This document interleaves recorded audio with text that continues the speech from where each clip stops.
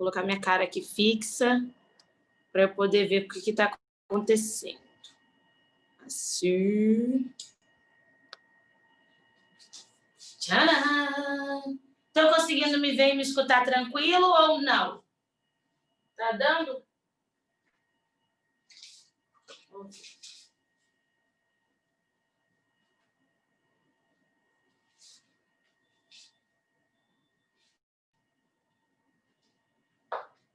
Deixa eu ver.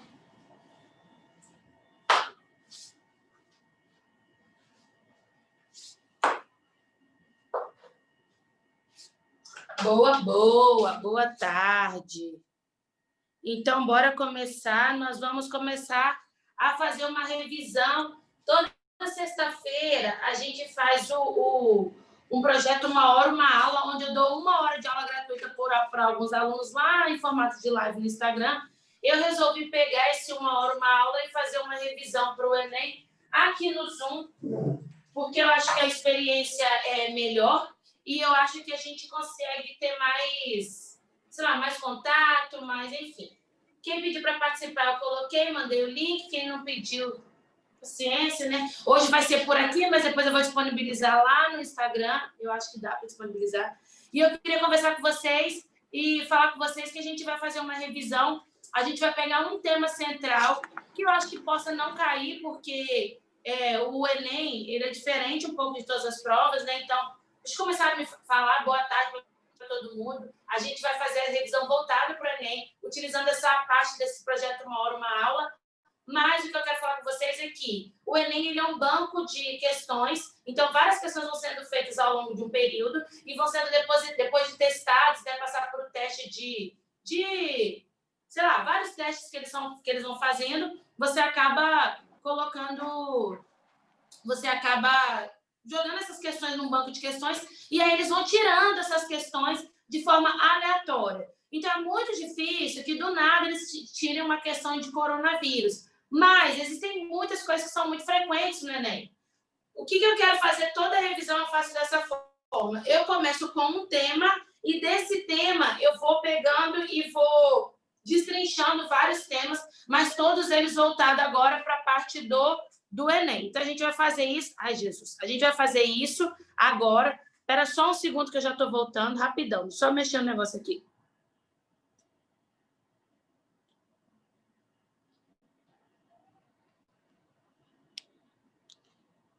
Só um minuto.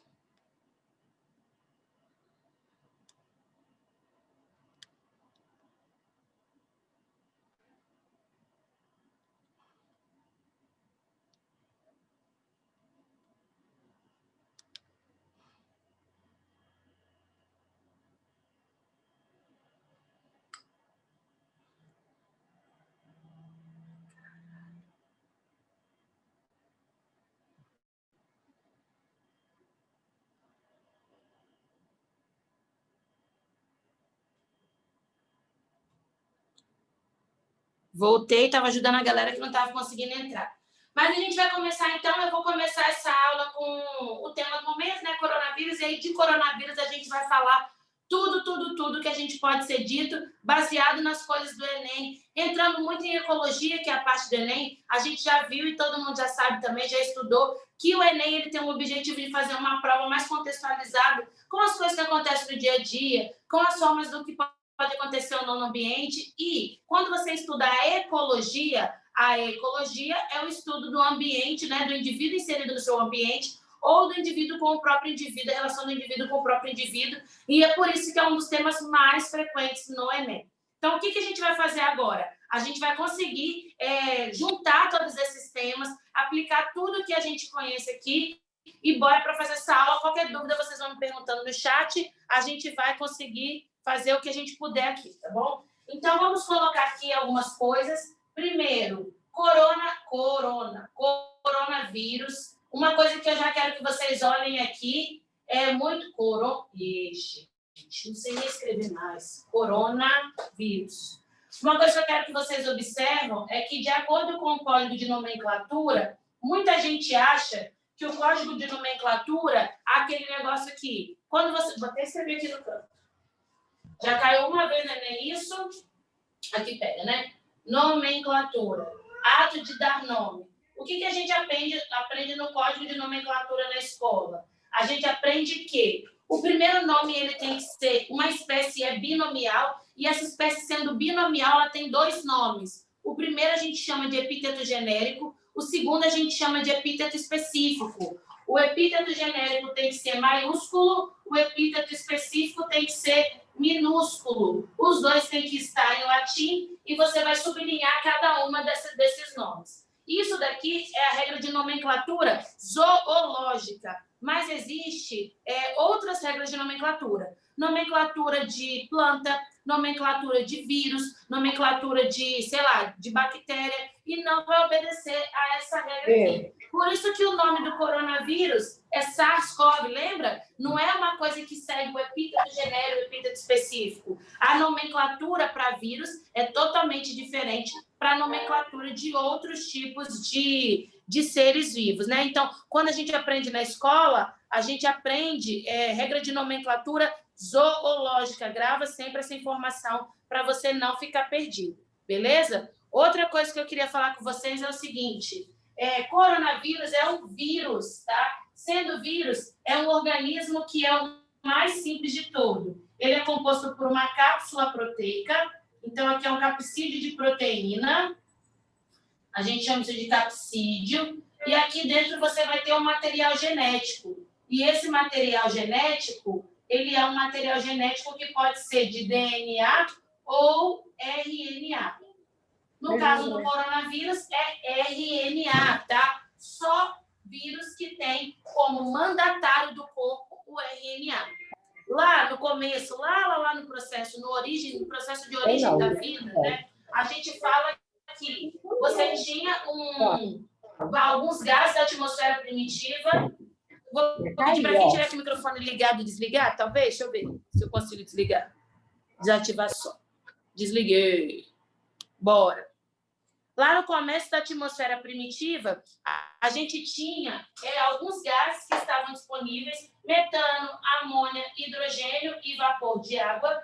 E existem 3 teorias para o surgimento do primeiro ser vivo. Um é a panspermia cósmica, o outro é o que a gente chama de criacionismo, e o terceiro, que é esse que é o mais aceito, é a teoria da evolução química. No Enem também já caiu algumas coisas perguntando sobre as teorias de origem e surgimento da vida. Então, panspermia cósmica é aquela que fala que a vida veio do ambiente extraterrestre. Então, a vida veio de um outro local que a gente não tem, não sabe de como que ela surgiu lá, mas se sabe que ela veio para o planeta Terra através de choques de meteoros, e aí formou-se a primeiro ser vivo. O criacionismo diz que foi Deus que criou tudo e todas as coisas, e sendo Deus o criador do céu, da terra e do universo, ele também criou os seres vivos e comanda todas as ações dos seres vivos até hoje. E existe a teoria de evolução química. A teoria de evolução química é a mais famosa, a mais aceita. Ela é feita por Oparin e Haldane, escrito por Oparin e Haldane, testada por Miller e Urey, e ela diz o seguinte: na atmosfera primitiva você tinha alguns gases, e esses gases sofriam direto choque de meteoro, e aí aumentava a temperatura, radiação UVA, UVB, UVC, também sofria o processo de muita descarga elétrica. Então, essas condições na atmosfera primitiva foi o suficiente para juntar esses gases e depositá-los no fundo dos oceanos no formato de uma molécula orgânica simples, poucos aminoácidos. Aconteceu mudança de pH, mudança na temperatura e na salinidade. Esses aminoácidos se juntaram e formaram uma estrutura que isolava o meio interno dela do meio externo ao ambiente. Conseguia manter essa diferença de concentração.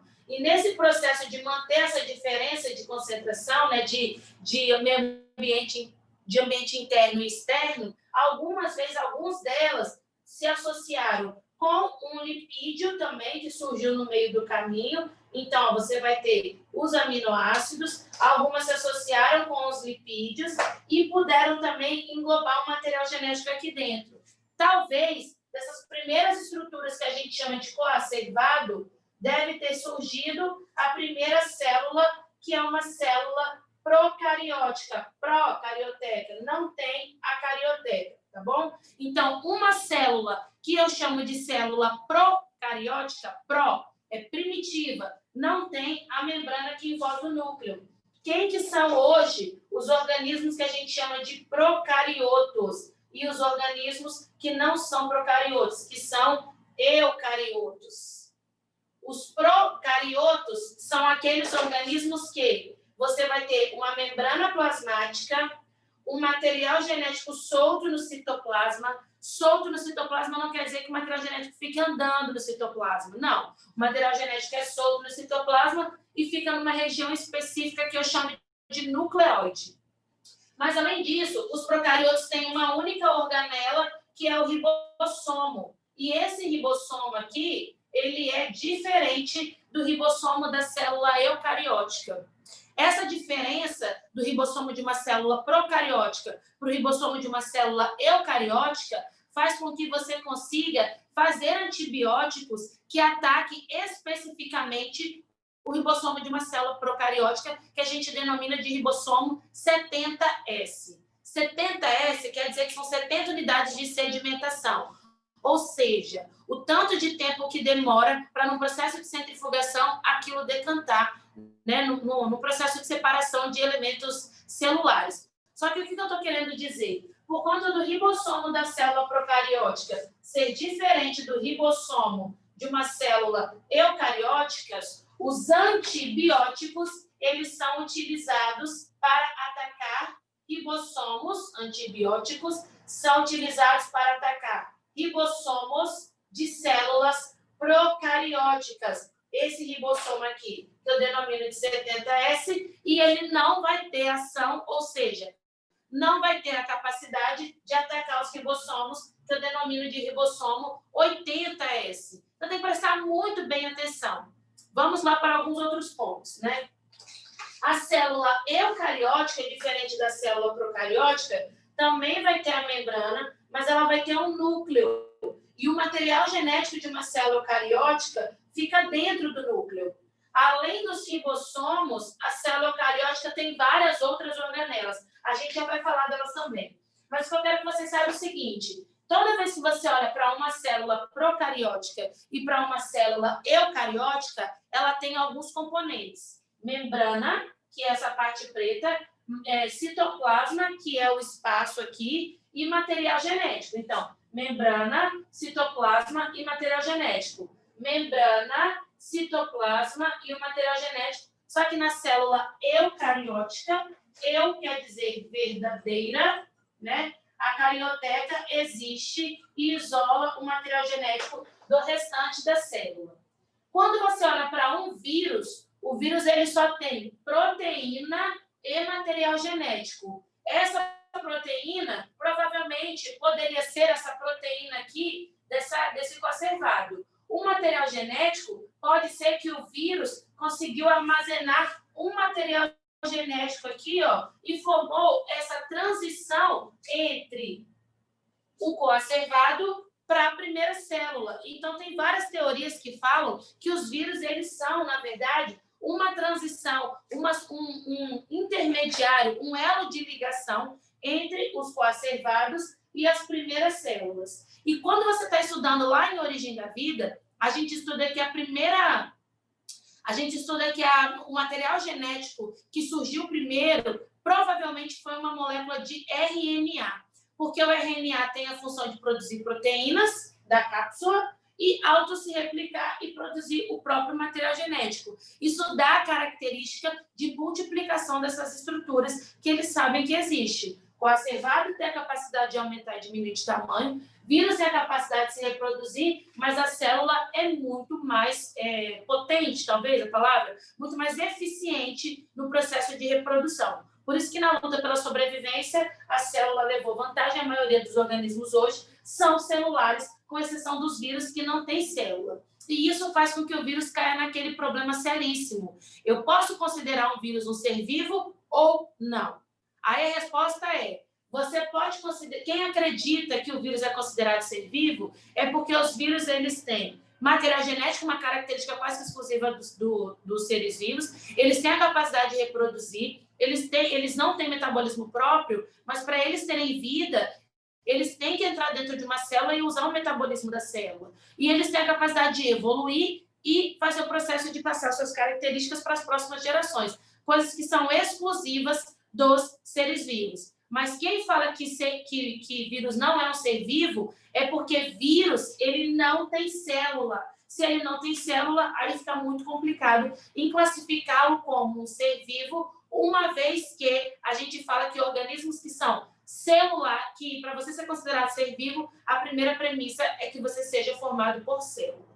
Tá, mas bem, vamos voltar aqui. Quando você fala de alguns vírus, eles podem ter em volta deles um envelope. E um envelope, ele é uma estrutura lipoproteica, como se fosse... isso aqui é um envelope. Como se fosse a membrana plasmática, tá? A membrana plasmática é lipoproteica, tem lipídio e proteína. O envelope também, ele é lipoproteico. Tem lipídio e também tem proteína. Aí, olha que coisa muito bacana. Por que quando eu quero, por exemplo, eliminar um coronavírus, que é um tipo de vírus que tem envelope, eu tenho que eu tenho que lavar minha mão com sabão? Porque o sabão, ele vai se associar com a parte lipídica da membrana plasmática e vai romper esse envelope. Sem envelope, esse vírus não consegue se manter ativo, e aí ele acaba sendo eliminado. Por que eu utilizo álcool? Porque o álcool também vai desmanchar esse envelope, vai desidratar, vai trazer problemas para esse vírus. E aí também você acaba eliminando. Em casa, é bom você utilizar o sabão, porque o álcool ele acaba agredindo a sua pele. Mas álcool e sabão têm a mesma função de eliminar esse vírus. Outra coisa que eu queria falar com vocês, o vírus, por exemplo, os vírus, né? Então, diferente de coisas celulares, os vírus podem ter material genético comandante de RNA. Nós não. O nosso material genético sempre de células vai ser o DNA como mandante da informação. Por que isso? Porque o DNA ele tem uma capacidade alta de armazenar informação e de manter informação, né? Então, armazena informação e mantém essa informação protegida. Sendo essa informação protegida, você vai preservando a espécie. Por que eu estou falando disso tudo, né? O que vai diferenciar uma espécie de outra espécie?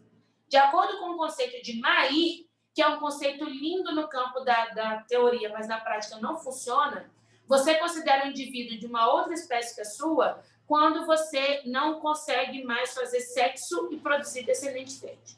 Então, para Mayr, você é considerado indivíduo da mesma espécie quando você é capaz de reproduzir e produzir descendente fértil. Reproduzir e produzir descendente fértil. E aí você se reproduz e produz descendente fértil. Isso é o que Mayr diz.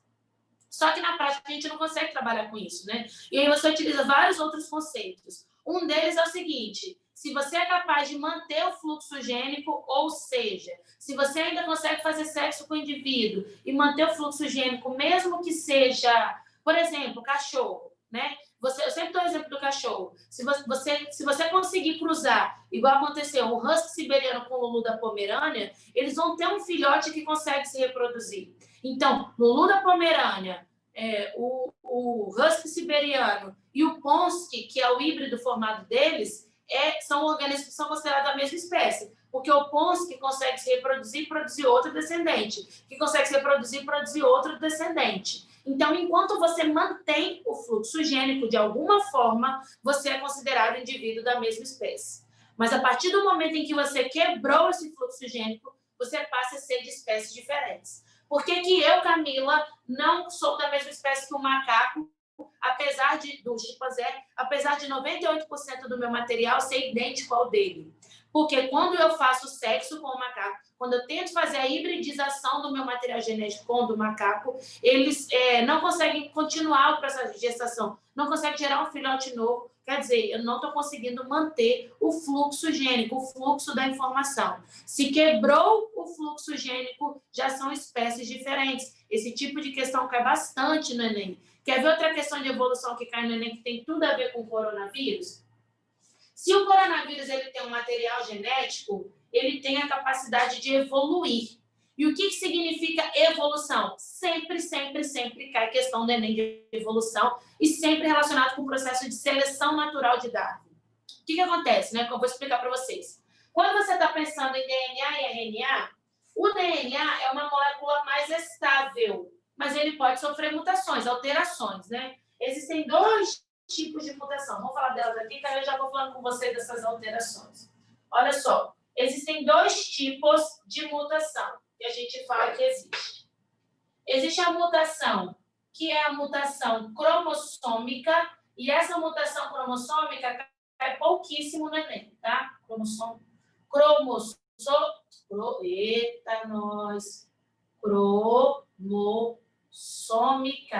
A mutação cromossômica cai pouco no Enem, mas a mutação cromossômica, ela é quando você mexe no cromossomo e não na sequência A, T, C, G. Quando você mexe na estrutura inteira, que é o cromossomo.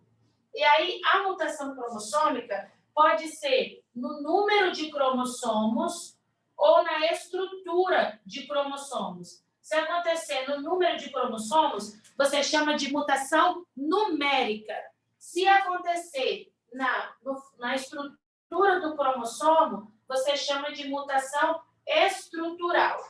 A estrutural pode ser uma quebra de um pedaço do cromossomo, a gente vai chamar de deleção. Você pode duplicar um pedaço do cromossomo, então você tinha um pedaço, duplica, a gente chama isso de duplicação.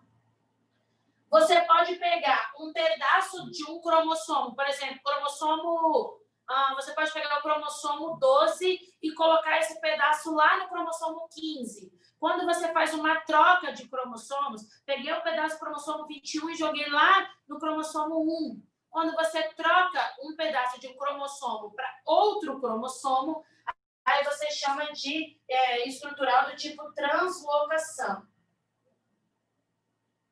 E tem a outra, que é o que a gente chama de inversão. Se você pegar um pedaço do cromossomo, cortar, rodar 180 graus e encaixar no mesmo cromossomo, aí você vai chamar isso daqui de inversão. São as mutações que você tem na estrutura do cromossomo.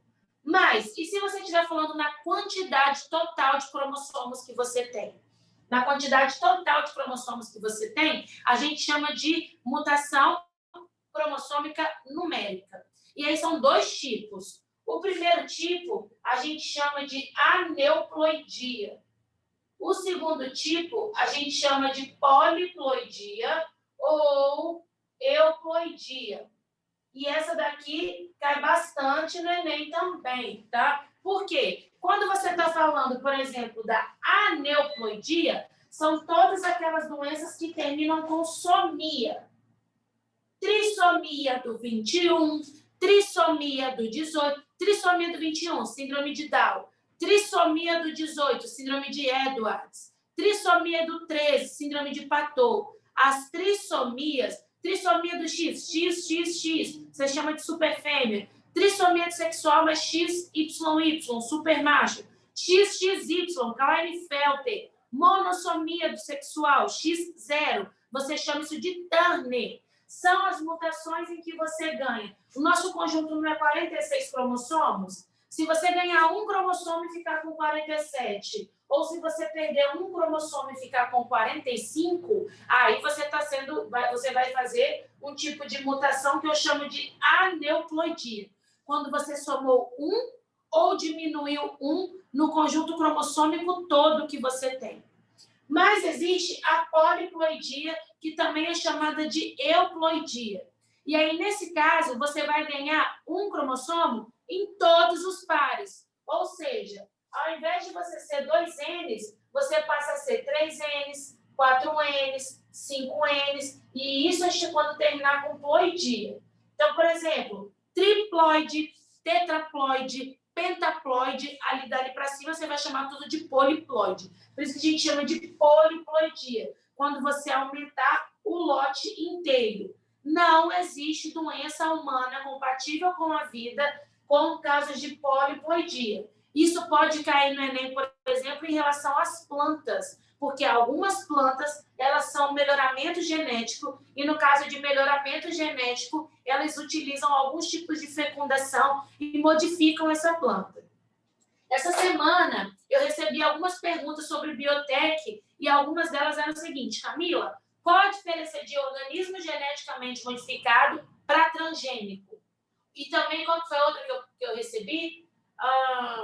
O que é híbrido e o que é transgênico? O que é seleção artificial e o que é mudança genética? Vou explicar cada termo desse para vocês, que também é muito frequente no Enem. Olha só, deixa eu apagar meu vírus aqui.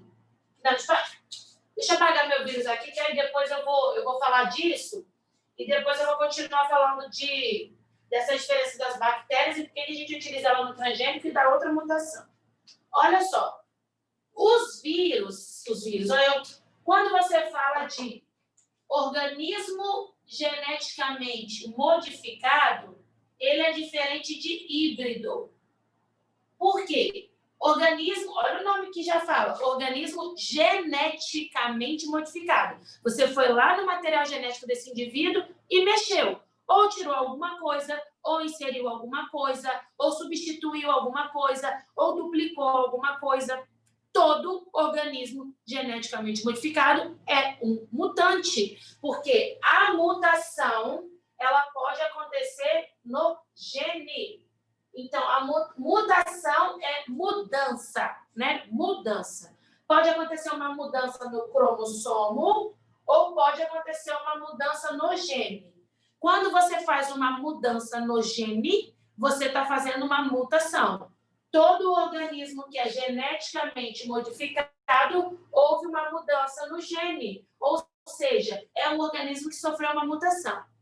Normalmente, as mutações elas são ao acaso. E aí você não tem muito controle sobre elas. Mas quando você está fazendo um organismo geneticamente modificado, você está tentando alterar o material genético desse indivíduo com controle. Então, você que vai escolher. Eu quero tirar o gene da anemia falciforme e no local eu quero colocar um gene de produção de hemácia normal. Ou eu quero retirar o gene do nanismo e no local colocar o gene do hormônio do crescimento normal. Ou, sei lá, eu quero tirar o gene do olho azul e colocar no local o gene do olho preto. Então, quando você modifica o indivíduo, é uma mutação, tá? Então, organismos geneticamente modificados são organismos que foram mutados de forma direcionada.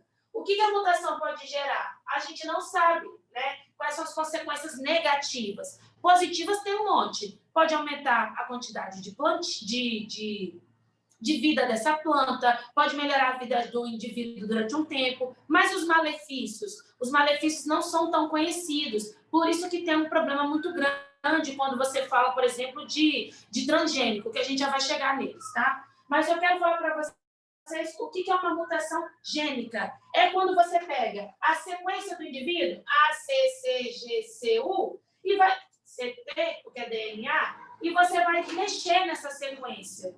Você pode fazer o que a gente chama de adição. Adição, você pode adicionar novos nucleotídeos em qualquer local. Aqui na ponta, nessa ponta ou aqui no meio, tá? Você pode fazer deleção. Aí a deleção é simples, né, gente? Ó, tira alguma coisa daqui do meio ou coloca, enfim.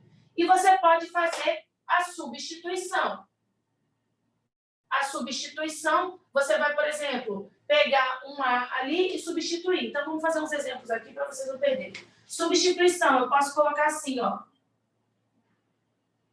Eu posso pegar aquela sequência e substituir esse C. Aí ficaria A, G, C, G, C, T. Deleção, eu posso tirar esse G aqui. Então, ficaria A, C, C, C, T. Porque eu deletei o G. Adição, eu posso adicionar alguma coisa. Eu vou adicionar um outro A aqui na ponta. Então, fica A, C, C, G, C, T. Isso tudo traz alteração na informação genética. E aí, quando você faz isso porque você quer fazer isso, você acabou de produzir um organismo geneticamente modificado. Qual que é a diferença de um organismo geneticamente modificado para um híbrido? Um híbrido é uma mistura, é uma quimera, mistura de dois indivíduos de espécies diferentes. Quer saber o que é híbrido? Um cachorro vira-lata. Por exemplo, vou dar um exemplo que eu sempre usei no meu cachorro que eu tenho lá em casa. Eu tinha certeza que era um Yorkshire. É um York Poodle. Ele é um híbrido. Ele tem tanto característica de Yorkshire quanto característica de poodle. Então, quando você mistura de forma... você não vai mexer no material genético, você só vai pegar 2 indivíduos e vai misturar, fazer com que esses 2 indivíduos se reproduzam e produzam um descendente. Esse descendente, que é mistura, né? No caso do Poodle e do Yorkshire, vai ser um híbrido. Você mexeu no material genético dele? Não. De forma natural, foi combinado 2 materiais genéticos. Por exemplo, quando você cruza o exemplo dos professores, não, é égua com jumento, e aí forma a mula. A mula é um híbrido. É uma mistura entre égua e jumento. Mexeu no material genético, você pegou o óvulo da égua e misturou e mexeu em alguma coisa? Você pegou o espermatozoide do jumento e mexeu em alguma coisa? Não. Eles fizeram sexo e aí deu certo e acabou fazendo a criação de um indivíduo que é híbrido. Então, já veja essa diferença. Agora, Camila, o que é transgênico? E qual que é a diferença de transgênico em relação a organismo geneticamente modificado? Transgênico é um organismo geneticamente modificado.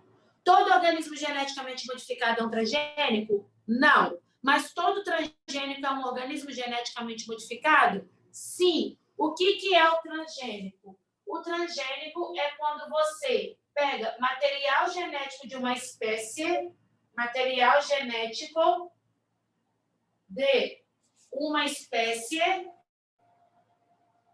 e faz o processo de introdução em outra espécie. Então, por exemplo, se eu pegar o material genético deixa eu ver. Se eu pegar o material genético de um inseto e colocar na soja, a soja é transgênica, porque eu estou pegando de uma espécie e colocando na outra. Agora, se eu pegar o material genético da Camila e colocar no José Luiz, eu não estou fazendo um organismo transgênico. Por que não? Porque o José Luiz é da mesma espécie que eu. Então, por exemplo, eu, Camila, sou Homo sapiens e o José Luiz é Homo sapiens. Então, fica José Luiz e Camila, eles são da mesma espécie. Se eu pegar o meu material genético e introduzir nele, nós estamos misturando indivíduos da mesma espécie. O José Luiz vai ser um organismo geneticamente modificado? Vai, porque eu mexi no material genético dele. Mas ele vai ser um transgênico? Não, porque nem todo organismo geneticamente modificado é um transgênico. Mas todo transgênico é um organismo geneticamente modificado. Deu para entender? Alguém está com alguma dúvida até agora? Posso prosseguir? Ou está tudo certo? Vocês estão conseguindo acompanhar? Fala para mim que eu estou aqui e vou ajudando vocês no que eu puder, tá bom? Se alguém tiver com dúvida, pergunta no chat. Olha só uma outra coisa. Como que a gente faz o processo de transgênio, né? De transgênico? Como que a gente mexe no material genético dos indivíduos? Isso quem faz para a gente é a parte da biologia que eu chamo de biotecnologia. E a biotecnologia, ela faz isso utilizando 3 ferramentas. A primeira e principal todas é o material genético, né? Então, se você quer mexer no material genético, você precisa dele. Ele é a primeira ferramenta. A segunda ferramenta são os vetores, organismos em que você vai trabalhar esse material genético. Porque o material genético é uma coisa viva. E muitas vezes, para ele funcionar, você precisa que ele esteja dentro de coisas vivas, né? Ou coisas que tenham material genético. E o terceiro que você vai precisar são enzimas que cortam esse material genético em pontos específicos, o ponto que eu quero. Então, eu quero o hormônio daqui, eu quero o gene no material genético todo, eu quero o gene que produz insulina. Então, eu vou pegar uma endonuclease de restrição e mandar ela cortar o gene da insulina. Ou eu quero, por exemplo, o gene que vai cortar... Eu quero o gene que é do hormônio do crescimento. Eu vou fazer uma endonuclease de restrição que corta o hormônio do crescimento. Mas que raios que é essa endonuclease de restrição? Olha que bacana. Quando você, o organismo multicelular, fica doente, você passa por um processo de imunização. Camila, o que é imunização? Cai muito no Enem também. Não é só porque vai ter coronavírus, sempre cai uma questãozinha de imunização. O que é imunização? Imunização é o ato de você ganhar imunidade. Ato de ganhar imunidade. E existem dois tipos de imunidade. Existe a imunidade humoral, que é feita pelos anticorpos, e existe a imunidade celular, que é feita pela TCD8, pela célula que eu chamo de linfócito TCD8. Aí, olha só o que acontece.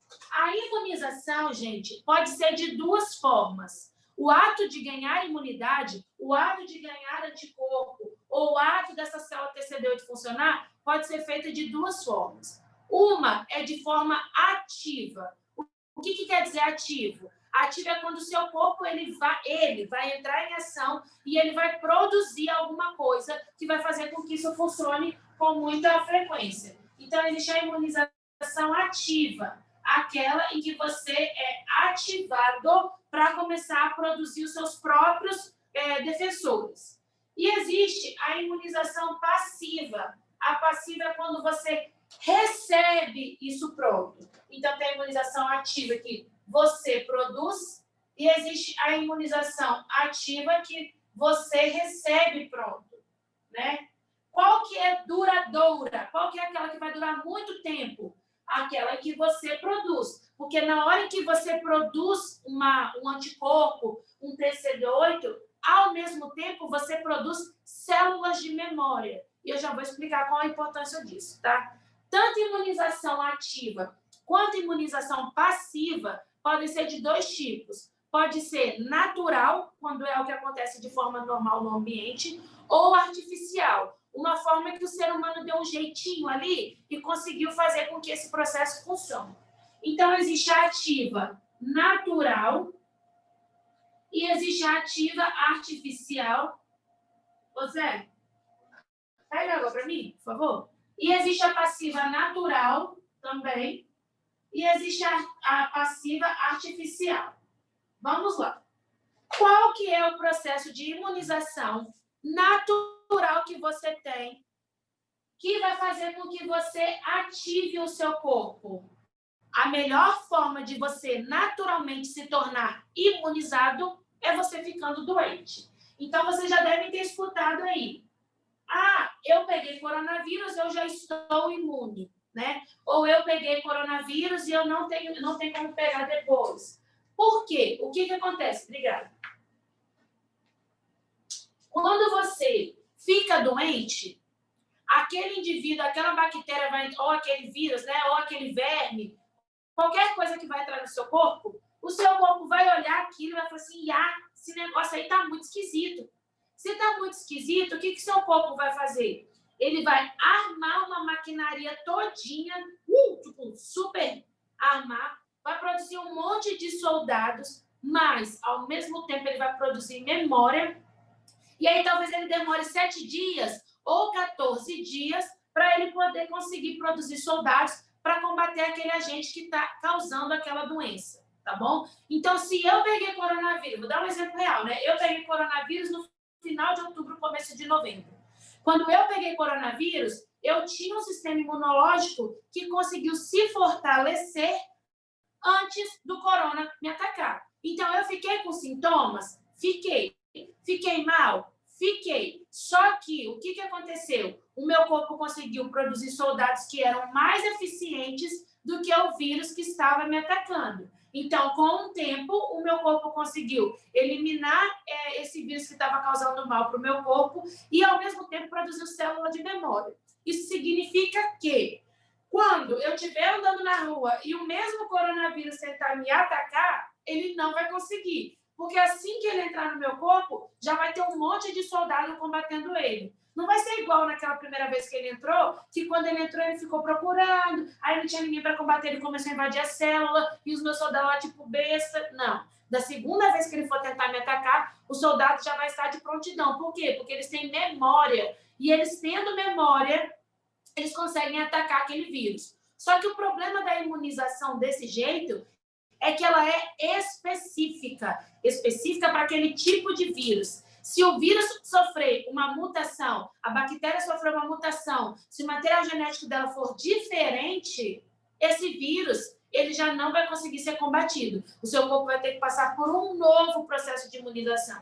Então, o meu marido, a médica suspeita que ele já tenha pegado o coronavírus 2 vezes. Foi o mesmo coronavírus? Não, foram 2 variantes. Você já deve estar escutando aí falando que os coronavírus, eles têm uma nova variante na Inglaterra que está cada vez mais potente. Isso tem a ver com o processo de seleção natural. Já vou até falar isso daqui. É com o processo de seleção natural. Mas quer dizer, quem pegou o primeiro coronavírus, ele pode pegar esse segundo coronavírus? Pode, porque o seu sistema imunológico está fortalecido para esse primeiro aqui, não está fortalecido para esse segundo, para essa segunda variante. Porque esse daqui, ó, sofreu uma mutação gênica que acabou que, por acaso, fez com que ele seja mais infectante do que esse primeiro. Se mudou o material genético, é uma coisa nova. Se é uma coisa nova, o seu corpo vai ter que aprender de novo a lidar com aquilo. Qual que é o problema e qual é o problema não, né? Qual que é a vantagem da vacinação? Que aí é um processo de imunização ativa artificial. A vacina, eles vão pegar... Peraí, gente, que o ar-condicionado está na minha cabeça.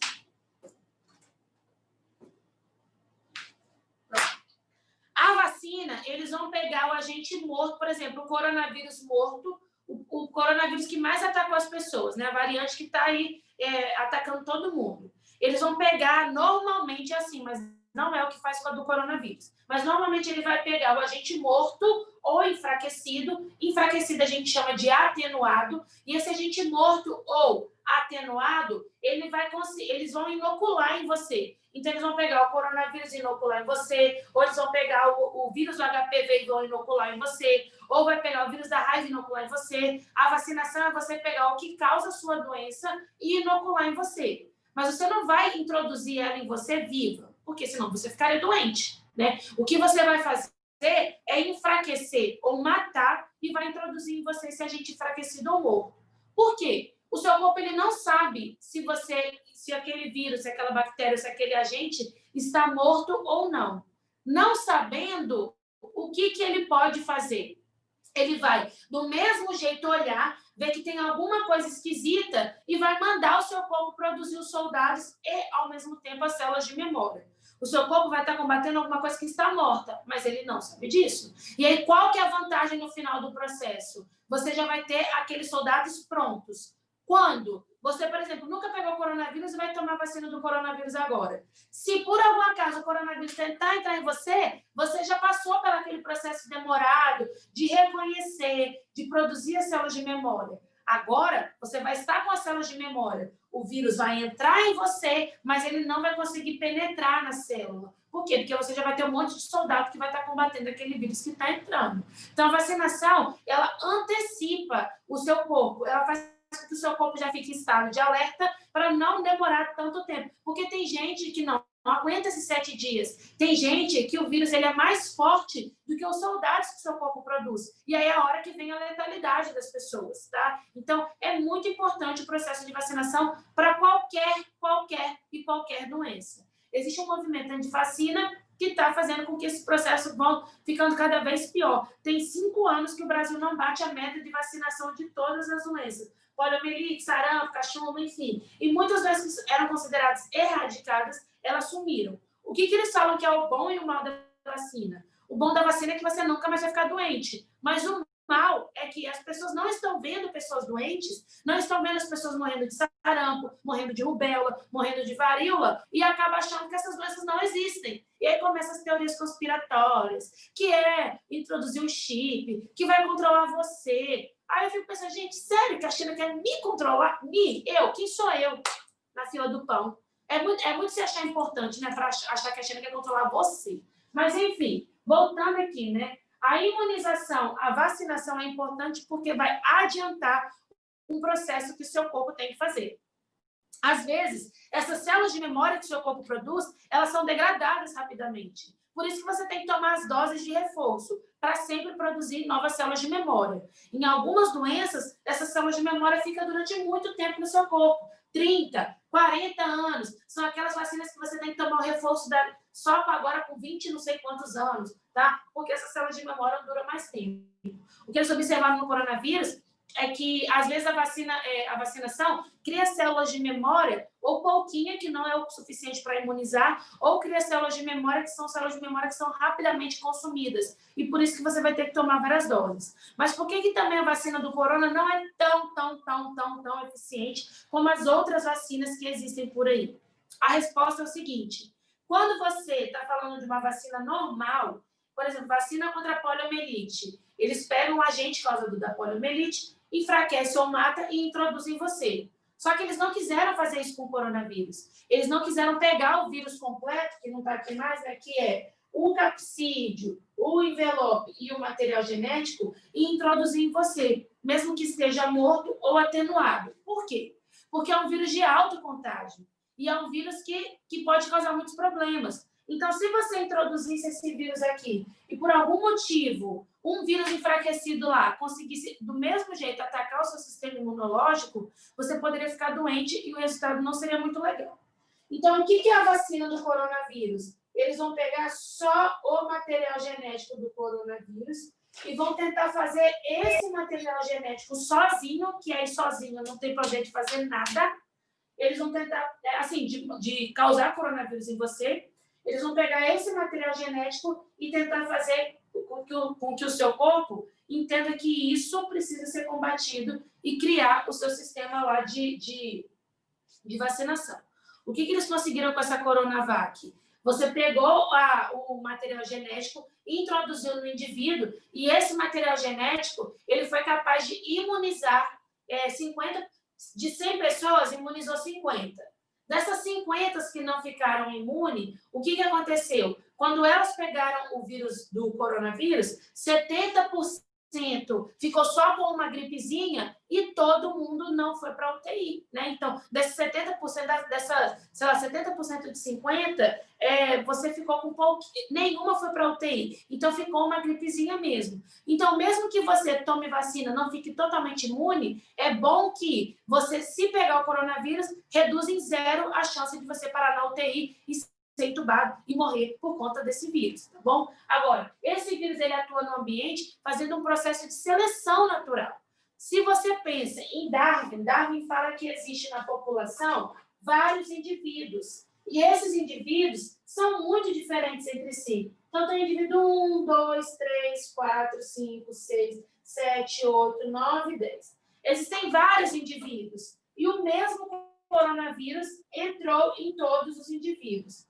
Por que não é certo eu tomar remédio para azitromicina, que é um antibiótico para combater coronavírus?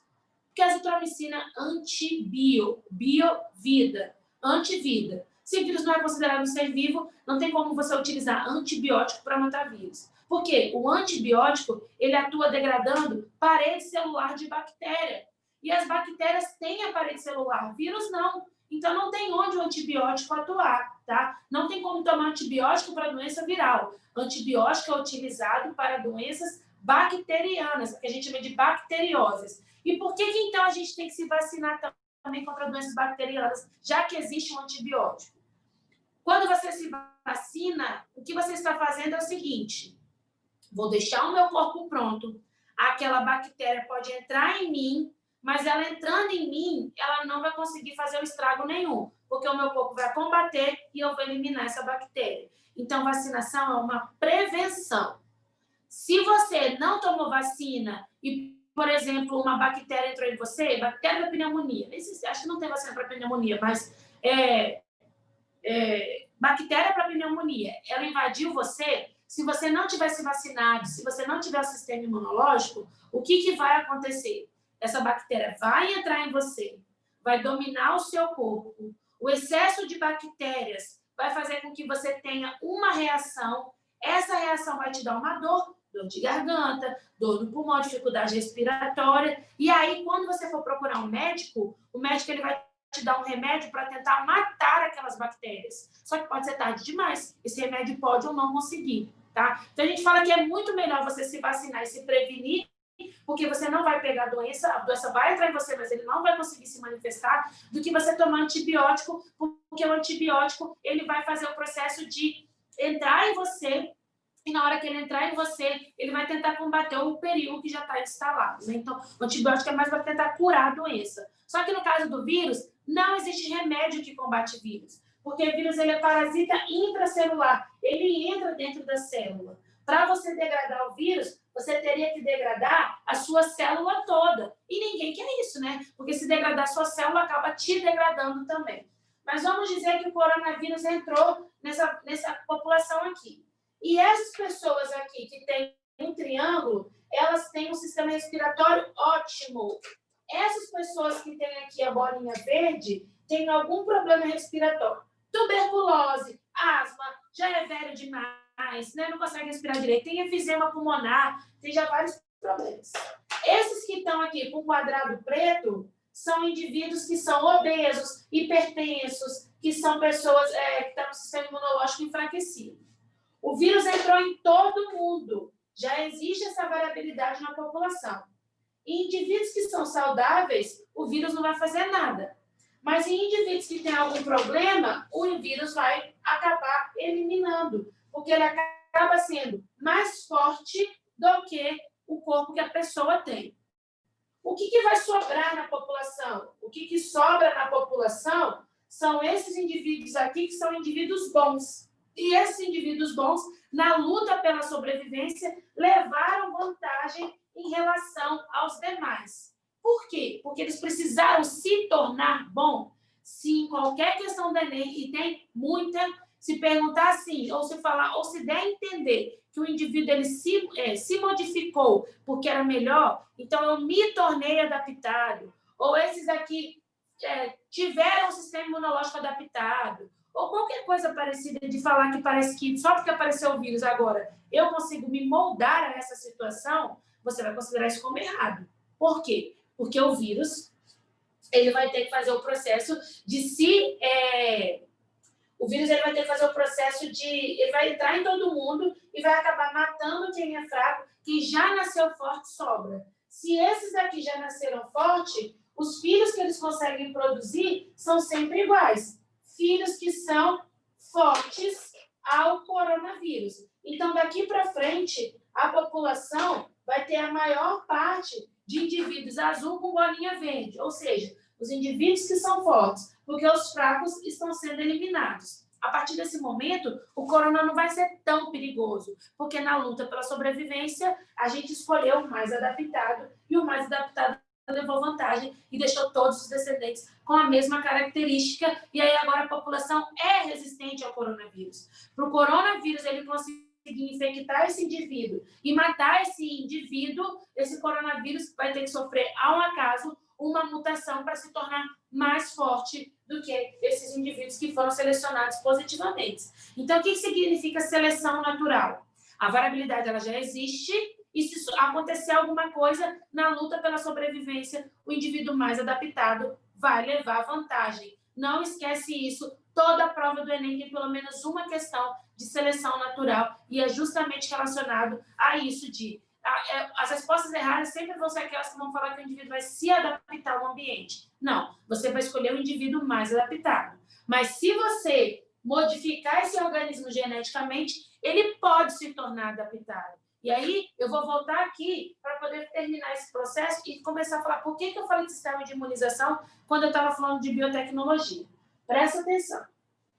Até aqui está com alguma dúvida? Eu estou falando rápido demais?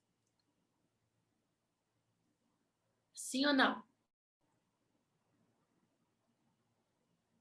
Então, ai, Jesus. Então, eu vou continuar. Beleza, então eu vou continuar. Vamos para frente, então. Eu estou tentando fazer o máximo que eu posso de questões, tá?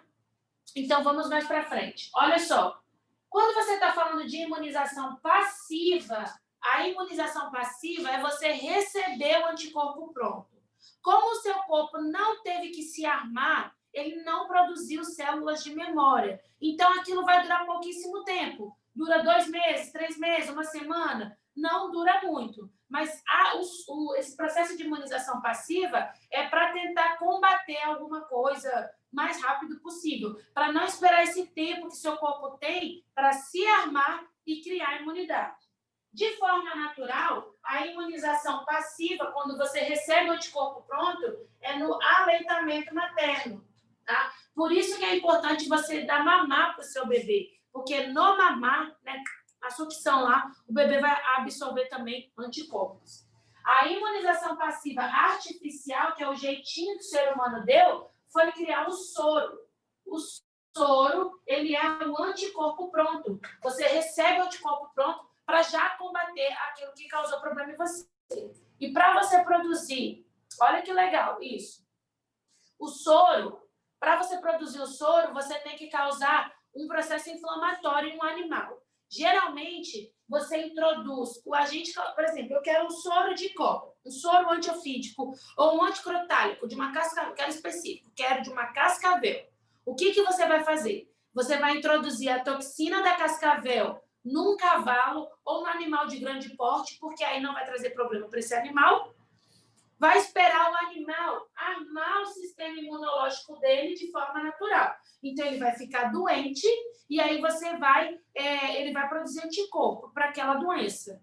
Então, ficou com neurotoxina, eu vou ficar meio mal, vou produzir anticorpo para esse veneno da cascavel, vou coletar o sangue desse cavalo e tirar o anticorpo que ele produziu, colocar num potinho e quando eu, Camila, for picado por uma cascavel, eu vou só jogar esse anticorpo do cavalo pronto em mim. Isso é o processo de soro. O processo de vacina, você mata o agente, né, em algumas situações. Eu falei disso tudo porque eu estava falando de endonuclease de restrição. E a endonuclease, esse processo de imunização é feito no indivíduo que é multicelular. Você é multicelular, você produz outras células. Mas, quando você está falando, por exemplo, de uma bactéria ela é unicelular. Você concorda comigo que não tem como uma bactéria ficar produzindo novas células? Porque quando uma bactéria produz outra célula, ela está produzindo outra bactéria, né? Lógico, ela está fazendo o processo de clonagem, né? Que é ficar produzindo vários indivíduos idênticos. Então, no organismo que é unicelular, eles fazem um processo de imunização de uma forma totalmente diferente dessa daqui. Quando uma bactéria é invadida por um vírus de bactéria chama de bacteriófago, uma bactéria foi ser invadida por um vírus. Quando ela é invadida pelo vírus, ela olha aquele vírus, grava de alguma forma a informação genética que aquele vírus tem, e aí ela começa a produzir enzimas que vão degradar aquele material genético específico. Então, se esse vírus está invadindo novamente a bactéria criou tesouras moleculares, que é o que a gente chama de endonucleases de restrição, e aí essas endonucleases de restrição vão atacar um vírus se entrar um vírus novamente no corpo, na célula dessa bactéria. Sabendo disso, os pesquisadores falaram o seguinte: se as bactérias marcam o material genético do indivíduo e produzem tesouras moleculares, por que a gente não introduz nessa bactéria algum gene que não é da alçada dela, por exemplo, a insulina? Porque ela vai produzir tesouras para poder quebrar a insulina. E aí, eu pegando essas tesouras para quebrar a insulina, toda vez que eu utilizar essas enzimas em outro material genético, eu vou conseguir extrair a insulina do material genético. Tcharam! Criou-se o que a gente chama de endonuclease de restrição.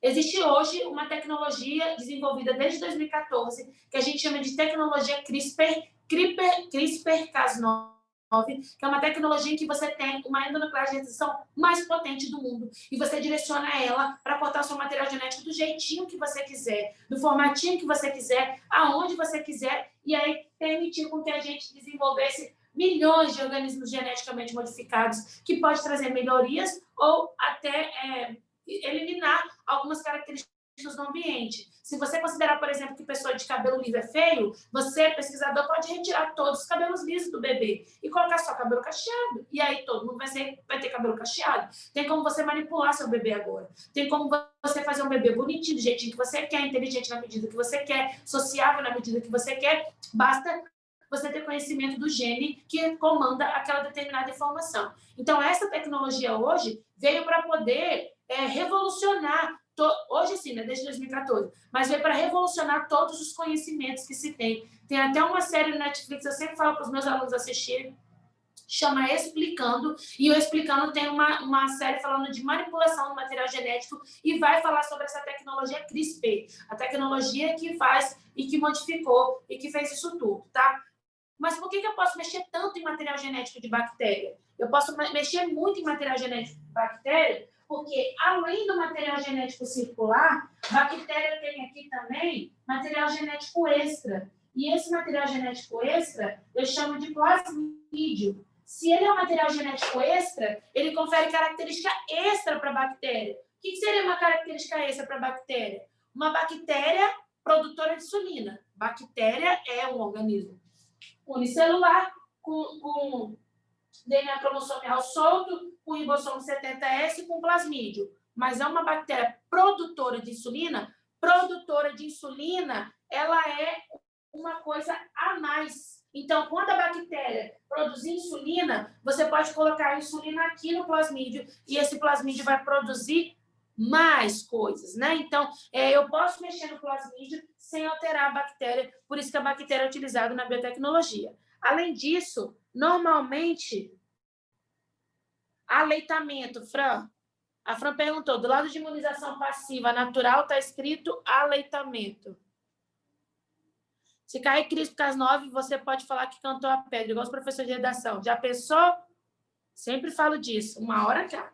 Então, o que eu estou falando é o seguinte, se você utilizar o material genético no plasmídio, você não vai alterar a bactéria. E uma vantagem da bactéria, que é muito legal, é que a bactéria ela tem um processo de reprodução natural dela, que é a cisciparidade ou bipartição. E esse processo vai fazendo a produção cada vez mais frequente de bactérias clones.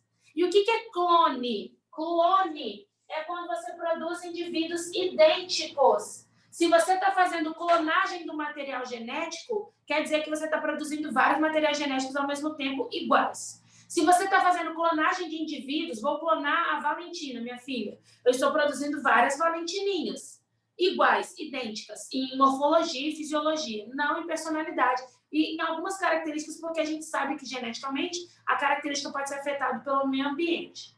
Agora, se eu estiver fazendo clonagem de batata, eu estou fazendo várias batatas geneticamente idênticas. Quando você acerta a mão, por exemplo, estou lá manipulando indivíduos, fazendo o processo de hibridização, pegando uma planta aqui, cruzando com outra planta lá, ou eu estou tentando fazer seleção artificial. Eu estou cruzando indivíduos porque eu quero, tá? Então, eu quero, por exemplo, cruzar esse boi com esse boi para ver o que vai dar. Nasceu um boi, uma vaca, ótima. Peguei o boi com a vaca e nasceu uma vaca leiteira, que tem muito filho que é leiteiro, uma vaca maravilhosa, tá bom? Então, eu fiz uma vaca lá de seleção artificial. Quando eu olho aquela vaca maravilhosa, eu quero correr o risco de ter uma nova vaca que pode ser ruim? Não. Então, a partir do momento em que os produtores, tanto de animais quanto de plantas, acham uma variedade, né, que seja eficiente, o que eles querem fazer deles é clones, e só clones, tá? Por isso que você tem muito clone de planta, todas as bananas do mundo são clones, não sei se vocês sabem disso, mas todas as bananas do mundo são clones, eles fazem processos de reprodução vegetal, estaquia, mergulhia, enxertia, mas nunca colocam uma banana com outra para poder cruzar, tá? Porque se isso acontecesse, você perderia a variabilidade da banana que está dando certo no planeta há muito tempo. Uma vez já é a terceira variedade de banana que está rodando no mundo. Já foram extintas 2, agora está sobrando essa. Se essa for extinta, vou ter que manipular de novo ou fazer um processo de seleção artificial, chegar numa banana boa e dali para frente ficar fazendo clone. Então, o clone garante que você não vai ter variabilidade.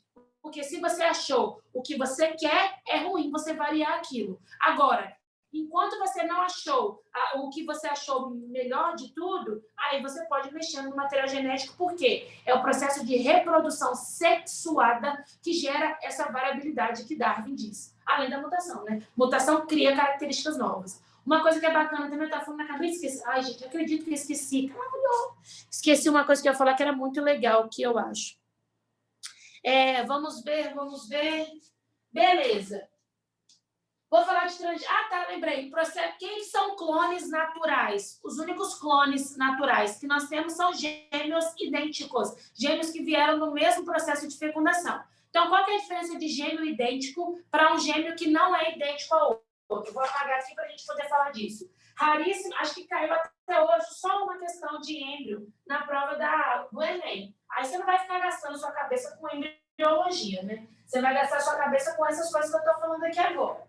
Aí, olha só o que eu quero mostrar para vocês. Quando você está falando de gêmeos, existem dois tipos de gêmeos. Existe o gêmeo que a gente chama de gêmeo idêntico. O gêmeo idêntico é o gêmeo que você pega óvulo, fecunda com um espermatozoide e vai dar origem a uma célula ovo ou zigoto. Essa célula ovo ou zigoto vai começar a se multiplicar e vai produzir a mórula. Pode acontecer um fenômeno que na hora daqui da mórula vai dividir isso em dois pedaços. E aí você vai formar duas mórulas. Cada mórula dessa vai evoluir para um indivíduo.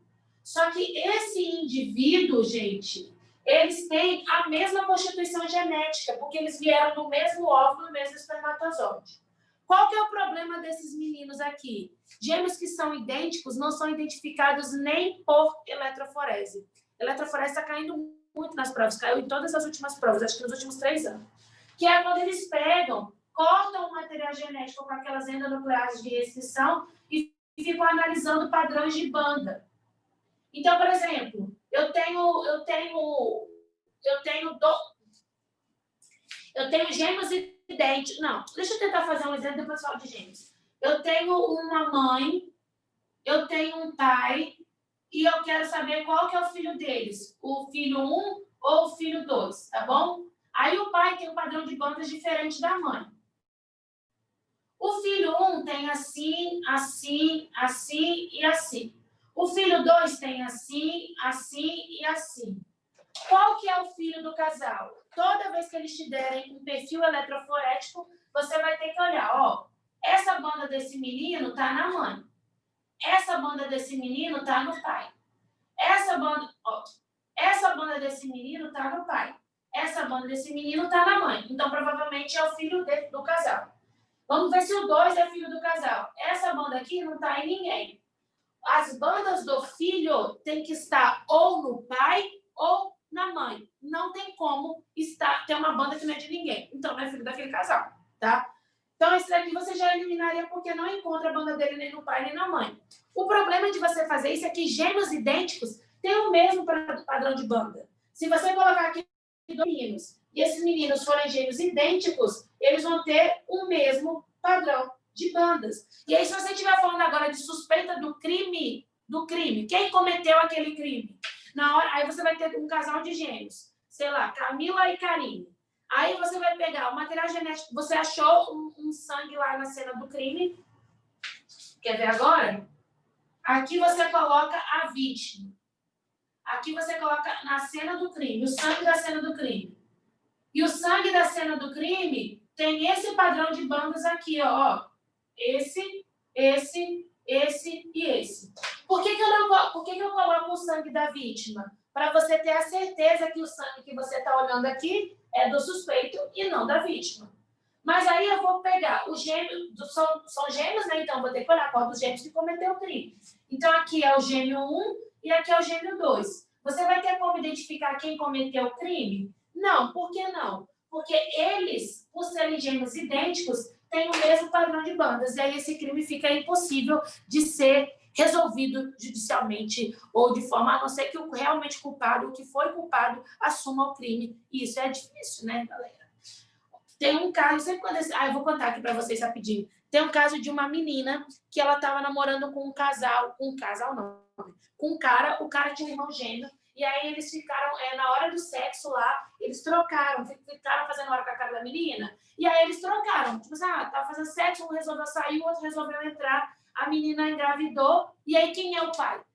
Quem que vai ser considerado o pai? O juiz pediu o teste de paternidade. Acusou que os dois eram pais das crianças, porque eram gêmeos idênticos.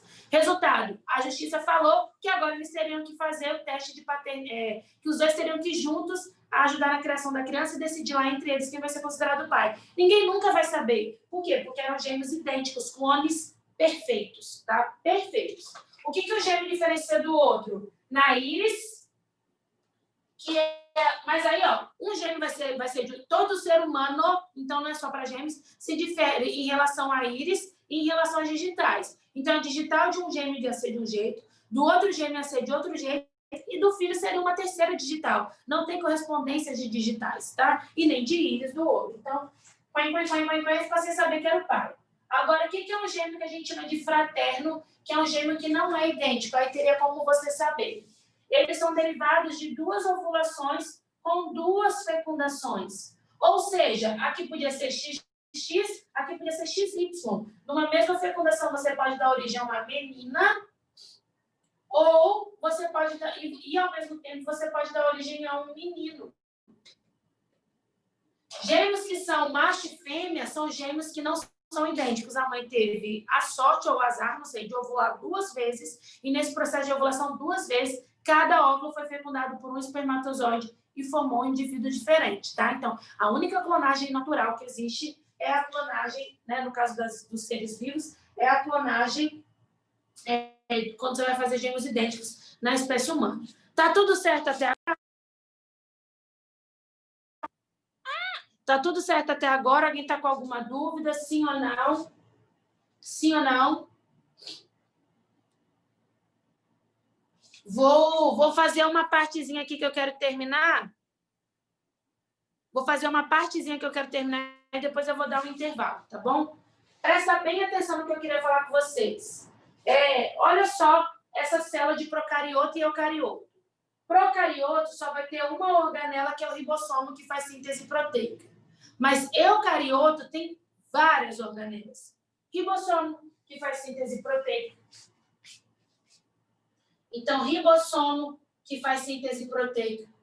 Retículo endoplasmático rugoso e retículo endoplasmático liso. Retículo endoplasmático rugoso faz o processo de produção de proteínas. Retículo endoplasmático liso faz o processo de produção de lipídios e desintoxicação. Células eucarióticas podem ter o complexo de Golgi, que é o carteiro celular. O retículo é o produtor. O complexo de Golgi é quem despacha.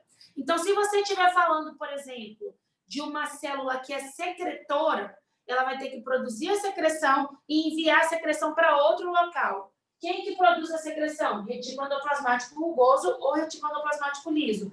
Quem que direciona isso para outro local? Complexo de Golgi, tá? Então, tem isso que acontece com bastante frequência. Tem que saber algumas funções de organelas. Existem as mitocôndrias. As mitocôndrias são responsáveis por dar energia para uma célula. Qual outro que tem? Existe, além das mitocôndrias, existem células vegetais, por exemplo, o cloroplasto, responsável pelo processo de fotossíntese. Se falar em, olha só, toda ligação química que você faz, para que você se estabeleça diversas ligações químicas, eu quero juntar os carbonos. Para eu fazer com que esses carbonos se juntem, eu tenho que adicionar energia. Então, eu tenho que adicionar energia. Se essa energia for proveniente da luz, você fez um processo que eu chamo de fotossíntese.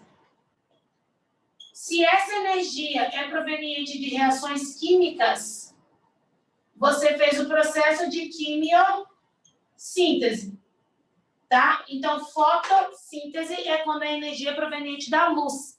Quimiossíntese é quando essa energia é proveniente de reações químicas. Isso é sempre muito comum. E a energia, ela entra no ecossistema através do processo fotossintético. Então, quem consegue produzir o próprio alimento, porque consegue retirar da luz a energia e juntar as próprias moléculas de carbono, são chamados de organismos autotróficos. Trófos quer dizer alimentação. Auto, eu tenho a capacidade de eu mesmo produzir o meu próprio alimento. Então, é isso que vocês têm que sempre pensar. Agora, veja bem, Além de cloroplasto, mitocôndria, complexo de Golgi, você tem o lisossomo. O lisossomo vai comer tudo. Comer comida, ou seja, glicose, comer bactéria, comer vírus, comer o rabo. Uma estrutura que você tem, que você não quer mais, quem vai tirar ela do local vai ser o lisossomo. Então, o lisossomo faz esse processo de digestão de estruturas, todas as estruturas. Uma vez perguntaram assim, professora, o que o lisossomo tem a ver com apoptose, autólise e necrose? A apoptose é morte celular programada, você vai ter que matar a célula. A autólise é quando a célula ela entra em processo de degeneração, autolise. E você tem a necrose. A necrose é quando você mata uma célula e ela acaba sumindo. Para a célula sumir, você precisa digerir. Então, o lisossomo vai estar atuando nessas três frentes, né? Nessas três pilares. Deixa eu ver aqui a próxima coisa. Lisossomo, retículo, complexo de Golgi. Cai pouquíssimo neném agora, daqui para frente, né? Peroxissomo, que é desintoxicação. Glioxissomo, que é conversão de carboidratos na célula vegetal. Você vai ter cilas e flagelos que fazem o processo de locomoção, e você também tem aqui os centríolos. Os centríolos movimentam as coisas dentro da célula. Então, são as principais diferenças de uma célula procariótica para uma célula eucariótica. Lembrando que célula procariótica geralmente se divide por cisciparidade, que também é denominada de bipartição ou divisão binária, e que célula eucariótica pode se dividir por mitose, quando quer crescer, regenerar em animal, ou produzir gametas em plantas, ou pode se reproduzir por meiose. E aí, no caso da meiose, pode ser meiose gamética para produzir gameta, pode ser meiose espórica para produzir esporo, e pode ser meiose zigótica para produzir zigoto no fungo. É isso aí. Deixa eu ver o que mais. Deixa eu falar um negocinho aqui antes, e aí a gente vai para o intervalo. Quando você está falando, por exemplo, do processo de divisão celular, a gente fala que existe um ciclo, que é denominado de ciclo celular. O ciclo celular é dividido em intérfase e na divisão propriamente dita. Aí a divisão pode ser mitose ou pode ser meiose. Mitose, meiose no Enem não cai tão detalhado. Cai o seguinte, existem 5 etapas. Prófase, metáfase, anáfase e telófase. Aí, olha só. Prófase são 5 etapas. Desfaz a carioteca, tanto faz se é mitose ou meiose, tá? Desfaz a carioteca, desfaz o nucleolo, o centríolo duplicado vai para os polos, começa a formação das fibras do fuso, começa a condensação dos cromossomos. Só que quando você estiver falando de meiose, na meiose você ainda tem o que a gente chama de crossing over na prófase, no paquíteno da prófase. Por quê, gente? O crossing over é um fenômeno que serve para aumentar a variabilidade gênica naqueles genes que estão em linkage. Então, os genes têm que estar ligados para que o crossing gere variabilidade. Se os genes não estão ligados, a variabilidade é dada pelo processo de segregação independente dos homólogos. E aí não vai ter nada a ver com crossing over. Mas a única coisa que difere mitose e meiose é porque na prófase da meiose acontece o crossing over. E aí, por isso, a prófase é dividida em mais etapas para que os cromossomos se aproximem, façam o crossing over e se separem. O resto é tudo igual. Metáfase. Metáfase quer dizer que cromossomos estão no seu mais alto grau de condensação no meio da célula. Na metáfase da mitose, os cromossomos ficam um embaixo do outro, como se fosse fila indiana. Na metáfase da meiose, os cromossomos homólogos ficam um do lado do outro, mas os cromossomos, no seu mais alto grau de condensação, estão no meio da célula. Anáfase quer dizer separação. Na mitose, vai separar cromátide e irmã. Então, vou fazer aqui, Deixa eu apagar. Só um minuto.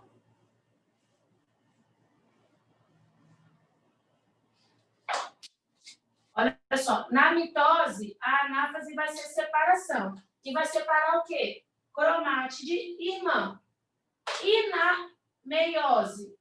Na meiose, a separação vai acontecer entre os cromossomos, chamados de cromossomos homólogos. Então, aqui separa um lado do outro lado, na mitose. Então, separa cromátide,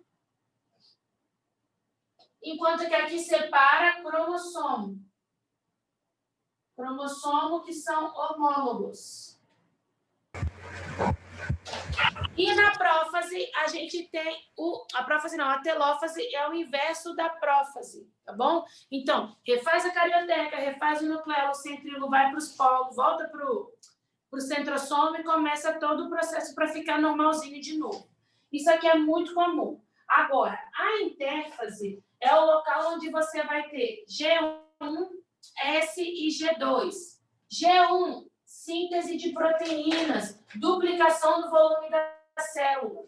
S de síntese, produção do DNA. Então, aqui dobra a quantidade de DNA. Aqui em G1, dobra o volume da célula e as quantidades de organelas.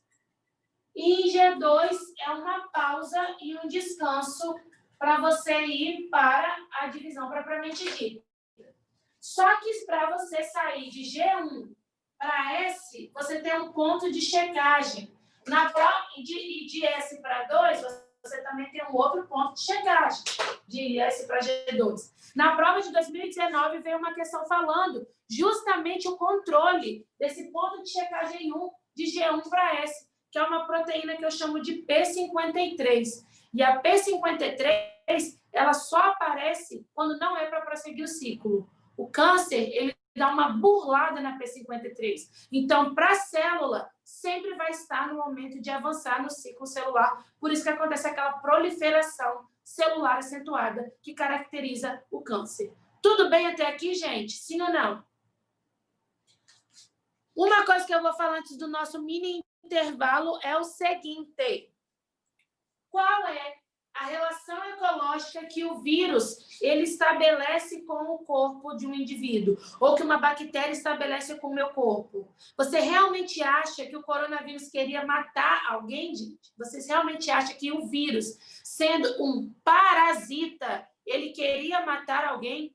O vírus, para ele ser um organismo ativo, ele precisa estar dentro de um corpo funcional. Se ele entra no corpo e esse corpo morre, o vírus perdeu a chance dele de continuar se reproduzindo, porque o vírus vai morrer junto. Então, o vírus estabelece com o corpo do hospedeiro uma relação de parasitismo. Quanto mais tempo essa pessoa viver, mais tempo ele consegue se reproduzir e mais essa pessoa vai disseminar o vírus. Então, a relação ecológica do vírus entrando no meu corpo é um parasitismo. Ele não quer me matar. Se ele me matar, é ironia do destino, né? Porque não é a função de um parasita. É diferente de um predador. Um predador, ele come o indivíduo para poder... Ele mata o indivíduo para poder já se alimentar e já levar vantagem. Então, tem que se tomar cuidado, cai muita coisa de relação ecológica. Se eu estou competindo por um alimento com o indivíduo, competição. Se eu comi restos alimentares de um outro indivíduo, comensalismo. Se eu produzir uma substância que impediu a sobrevivência de outros indivíduos, amensalismo. Então, pode cair relação ecológica na prova do Enem, e já caiu algumas vezes. Eu vou fazer agora um intervalo, quer ver? São 4h23, 4h35, a gente volta para a gente poder fazer uma segunda parte, que aí eu vou falar de ecologia e vou falar dos sistemas e misturando isso com planta, para a gente tentar abranger o máximo de tema que possa cair nessa prova, ok? Então, quando for 4h35, 10 minutos, a gente está voltando. Falou, galera? Vou dar um pause aqui e a gente já volta. Voltando, né? Estava pausado a gravação. O que eu estava falando é o seguinte, quando você está falando de seres vivos, os seres vivos eles são colocados em 5 categorias, tá? E 5 categorias são, olha só, reinos, reino Monera, reino Fungi, reino Plantae, reino Monera, reino Protista, reino Fungi, reino Plantae e reino Animalia. É o que a gente tem. Plantae também é chamado de metáfita e Animalia também é chamado de metazoa. Olha só o que acontece. Monera são organismos unicelulares, procariontes, e são organismos que eles podem ser auto ou heterotróficos, tá bom? Então, unicelulares, procariontes, auto ou heterotrófico. Doenças que são doenças bacterianas, heterotróficas. E se são doenças bacterianas, podem ser combatidas por antibiótico. Você tem pneumonia, tuberculose, rancenia, erisipela, sexualmente transmissível, gonorreia, sífilis, clamídia, tifo endêmico, tifo epidêmico, peste bubônica ou peste negra, que foi uma doença que também foi uma pandemia na época que aconteceu, tá? Peste bubônica ou peste negra, o que mais? Já falei pneumonia já, né, eu acho. Tô esquecendo. Rubela, difteria e cachumba, não. Ai, gente, minha cabeça deu uma bugada. Tétano, sarampo, rubéola, difteria e cachumba é vírus. Tétano, sarampo e catapora. Botulismo, Clostridium botulíneo, que faz com que você paralise o funcionamento do seu tecido muscular. Então, isso tudo são bacterioses, tá bom? Protistas são organismos uni- ou multicelulares. Unicelulares, se você estiver falando do protozoário e da alga. Multicelular, só alga.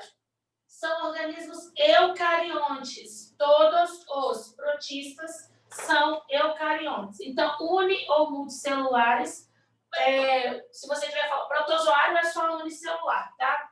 Alga pode ser unicelular ou multicelular. Os protistas, eles são organismos que eles formados por uma célula só. Geralmente eles fazem todas as atividades, né? Então geralmente não, né? Aquela célula consegue fazer todas as atividades. Protozoário é classificado de acordo com o hábito locomotor. Então você tem um amebozoário, você tem o flagelado, ciliado, você tem aquele que não se locomove, que é o apicomplexa. Então você tem vários tipos de locomoção. E você vai ter as algas. As algas são organismos autotróficos e as algas elas compõem 90% do oxigênio atmosférico, porque elas são as maiores produtoras de O2 que a gente tem no planeta.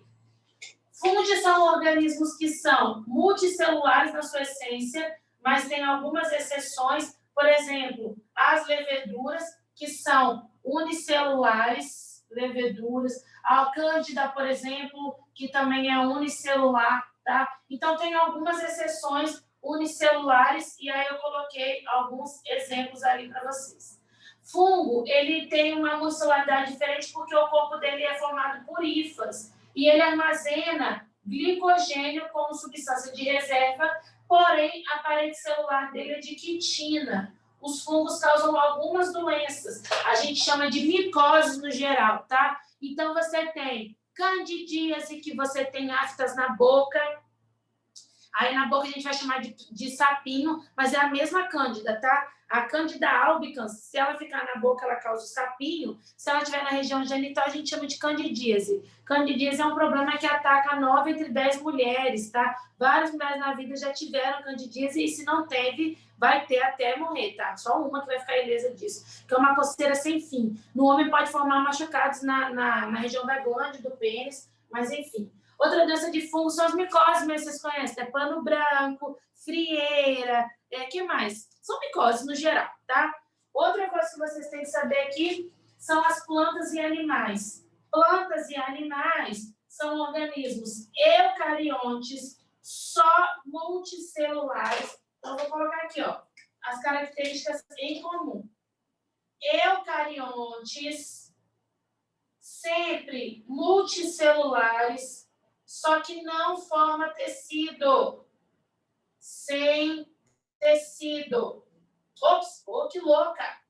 Forma tecido, né? Sem tecido é fungo. Fungo é multicelular, sem tecido. Alga pode ser multicelular, sem tecido. Quem forma tecido é animal e planta. Planta é autotrófica e animal é heterotrófico.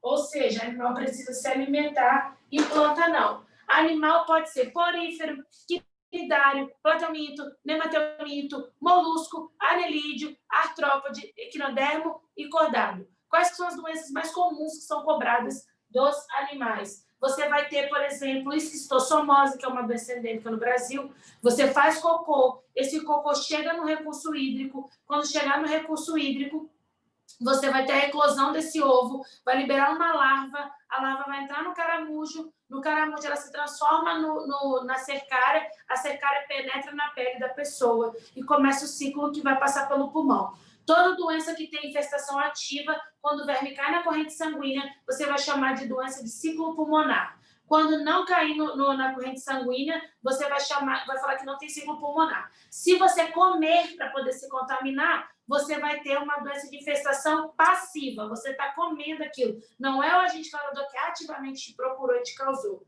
O agente causador da doença pode ou não chegar a você através de um vetor. Vetor é um inseto ou um animal que vai transportar a doença até você. No caso da cercária, e no caso que é a larva da esquistossomose, não tem vetor. Por que não tem vetor? Porque é você que vai estar parado e a cercária vai vir penetrar em você. Mas no caso de dengue, febre amarela, coronavírus não, zika, chikungunya, isso tudo vai ter vetor. Por exemplo, quer ver uma doença causada por animal também que tem vetor? Aquela que faz você ficar grande, como que é o nome? Elefantíase. Aí a Vuquerera bancroft é transmitida pela picada do mosquito. Quer ver outra coisa também? Deixa eu ver. Protozoário com vetor, leishmania. A leishmaniose é transmitida pelo mosquito que a gente chama de mosquito palha ou birigui. Falei leishmaniose, isso. Você tem o mosquito prego que transmite a malária, né? Então, o anófeles, ele transmite a malária. Todas as doenças que são de protozoários e que são transmitidas por vetores. Qual doença de protozoário é sexualmente transmissível? Tricomoníase, é aquela que dá um cheiro de peixe podre. E deixa eu ver aqui. Fungo, a cândida, é transmitida pelo sexo. Vírus, qual doença viral é transmitida pelo sexo? HIV, HPV, herpes, são algumas doenças sexualmente transmissíveis. Então, o Enem tem uma parte específica só de doenças sexualmente transmissíveis. Vamos falar dos tecidos das plantas, né? E dos animais. As plantas e os animais têm tecidos. E os tecidos correspondem. Existe tecido na planta e no animal que são correspondentes. Por exemplo, quando você está falando de revestimento, vou colocar aqui, ó, um quadrinho mais ou menos.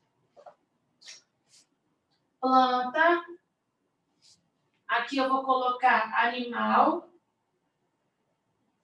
E aqui eu vou colocar o tecido, tá? E o tecido. Então, por exemplo, se você tem um tecido de revestimento, na planta, você vai denominar esse tecido de epiderme, o tecido vivo, e suber, o tecido morto. No animal, você vai denominar esse de tecido epitelial. Tá? Quando você estiver falando, por exemplo, de tecido de sustentação e preenchimento, sustentação e preenchimento, na planta você vai ter o que a gente chama de colênquima, esclerênquima e parênquima. Parênquima, colênquima e esclerênquima. No tecido animal, são os tecidos conjuntivos. Então, tecido conjuntivo ósseo, cartilaginoso, você tem, por exemplo, o tecido conjuntivo propriamente dito, você tem o tecido adiposo, ou é preenchimento, ou vai ser sustentação. E na planta, ela ainda tem tecidos que a gente chama de tecidos de condução. Condução, de seiva bruta e elaborada. Na planta, a gente chama de xilema, aquele que chove no centro, levando seiva bruta, foi assim que eu gravei, e você tem o floema, que desce pelo lado de fora, pelas laterais, carregando seiva elaborada. O nosso tecido de condução é o tecido sanguíneo, que é um tipo de tecido conjuntivo, e é um tecido que cai muito no Enem, perguntando os elementos figurados. Às vezes eles não colocam o hematócrito, que é aquela contagem de plaquetas, de células, né, células vermelhas, células brancas do sangue. Aí você vai ver lá, quando você tiver com problema no transporte de gases, está faltando hemácia. Então, hemácia faz o transporte de gases. Quando você tiver... Então, está com problema de oxigenação, provavelmente você está com problema na hemácia. Se tiver com problema de coagulação, provavelmente você está com problema nas plaquetas. Se você tiver problema de plaqueta, se você tiver com dengue, ou se você tiver com infecção, se o seu sistema imunológico estiver sendo muito... Não, dengue é plaqueta, desculpa. Se o seu sistema imunológico estiver sendo muito afetado, você está com problema nos glóbulos brancos, que a gente chama também de leucócito. Então, a gente, olha aqui, isto... Físio, né? Botânica não é tão comum no Enem. Animal não é tão comum, tão específico no Enem. Não é isso que o Enem quer cobrar. Né? O Enem não quer ser tão específico perguntando o nome da asa do besouro ou o nome do músculo da concha. Não, né? Que é músculo adutor da concha. Não. O Enem ele quer coisas mais conteudistas, mais aplicadas ao nosso dia a dia. Então, talvez ele vai fazer a comparação entre os tecidos da planta com o nosso tecido. O tecido sanguíneo cai bastante, porque tem algumas implicações no seu sistema respiratório, sistema digestório. Agora, sistemas que eu achava que seria interessante vocês darem uma olhada, mas também não é morrer de estudar, sistema digestório, endócrino e talvez circulatório, mais por causa do sangue. Porque sistema digestório já cai umas questõezinhas de pH, mas uma coisa tão boba, de, tipo assim, retirei 3 componentes e um digeriu no pH 7. Em qual local do seu sistema digestório isso faria o processo de digestão? Aí é coisa simples de sistema digestório. É lembrar que na boca o pH é neutro, próximo de 7, no estômago o pH é 2,5 a 4, ácido, e no intestino o pH é básico. Então são coisas muito, muito simples. Uma vez caiu sobre melatonina, que regula o sono, que é o hormônio. Pode cair, por exemplo, sobre prolactina, produção de leite, sobre, sei lá, adrenalina, noradrenalina, que são hormônios que têm função neurotransmissora, mas não é nada de muito evoluído e nada de que cai bastante no vestibular, não, tá? E a outra coisa que eu acho que é interessante você saber, sistema cardiovascular, principalmente por conta do sangue, que é um dos componentes do sistema cardiovascular. Já caiu algumas questões muito específicas no Enem, por exemplo, sobre como que é o nome do fenômeno em que a planta goteja água, e aí era a gutação.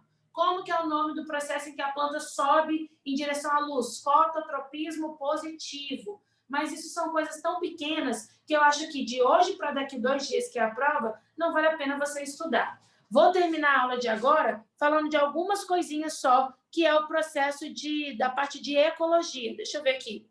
Isso. Eu vou terminar a aula agora falando de poucas coisas de ecologia, que é um dos temas que eu acho que você tem que saber, e você também já percebeu isso em todas as correções de prova, e eu vou tentar, né? Eu vou tentar depois subir essas aulas. Eu não sei se no Instagram sobre uma aula tão grande, mas colocar no YouTube para vocês poderem reassistir e reassistir a aula passada do projeto Uma Hora, Uma Aula, que é a parte de desequilíbrio ambiental. E é bom que no YouTube dá para você acelerar, né? O vídeo para você assistir mais rápido. Então, eu vou fazer isso hoje ainda. Mas olha só o que acontece aqui. Quando você está falando da ecologia, que é o estudo da sua casa, né? A ecologia, ela é você pegar e estudar o seu processo de funcionamento. Mas como o Enem ele cai muito, está muito relacionado com a parte da relação do indivíduo com outro indivíduo, eu acredito que dentro de ecologia era bom vocês estudarem ecossistemas, ciclos biogeoquímicos,